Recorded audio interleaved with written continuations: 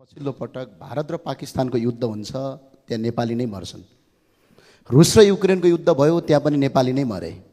Palestine र इजरायलको युद्ध भयो, त्यहाँ पनि नेपाली नै मरे।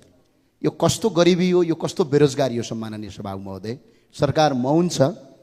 हालै साउदी अरबको जुबेल स्थितमा क्याम्पमा 469 जना नेपाली दाजुभाइहरू अहिले पनि बन्धक भएका छन्। राज्यले हामी नेपाली नपुगेको कहीँ सहर छैन सम्माननीय सभामुख महोदय, कहीँ देश बाँकी रहेको छैन। अब झन्डै अहिले 80 लाख युवाहरू अर्काको देशमा काम गर्न बाध्य छन्, तर सरकारको श्रम मन्त्रालय, परराष्ट्र मन्त्रालय चाहिँ मौन भएर बसेको छ। आज नेपालीहरू बन्धक हुँदाखेरि पनि श्रम मन्त्रालयले कुनै पनि काम गरेको छैन सम्माननीय सभामुख महोदय।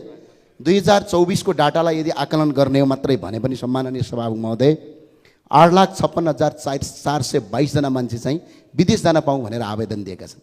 80 लाख भन्दा बढी युवाहरू अर्काको देशमा छन्। झन्डै यो 10 वर्षको इतिहासमा 14,000 भन्दा बढी युवाहरू रातो बाकसमा लास भएर नेपाल फिर्ता पठाइएको छ। अहिले मात्रै पनि मुलुकमा 14 खर्ब 45 अर्ब 32 करोडको रेमिटान्स यो विदेशबाट पठाएका मान्छेले पठाएको। आज हामी संसदहरू, प्रधानमन्त्री, मन्त्री, यहाँको कर्मचारी, सबका सब मान्छेहरूको आज तलब र भत्ता यही विदेशमा पठाएका मान्छेको रेमिटले तानेको छ। हामीले नुनको सोझो गर्नुपर्छ कि पर्दैन सम्माननीय सभामुख महोदय? यहाँ श्रम मन्त्रालय छ भन्ने छ, परराष्ट्र मन्त्रालय छ भन्ने छ। श्रम मन्त्रालयको काम आज कति नेपालीहरू ठगीमा परेका छन्।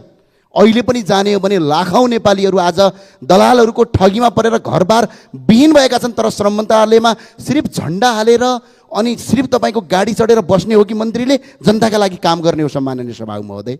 यदि जनताका लागि काम हुँदैन भने त्यो मन्त्रालयको कुनै पनि काम छैन। अहिले पनि नेपालीहरू अलपत्र परेका छन्। परराष्ट्र मन्त्रालय कुनै कूटनीतिक सम्बन्ध गाँसेको छैन। जहाँ गए पनि नेपाली मर्नुपर्ने बाध्यताको अन्त्य गर्नुपर्ने छ सम्माननीय सभामुख महोदय। र म अहिले पनि यो सदनलाई र सम्माननीय सभामुख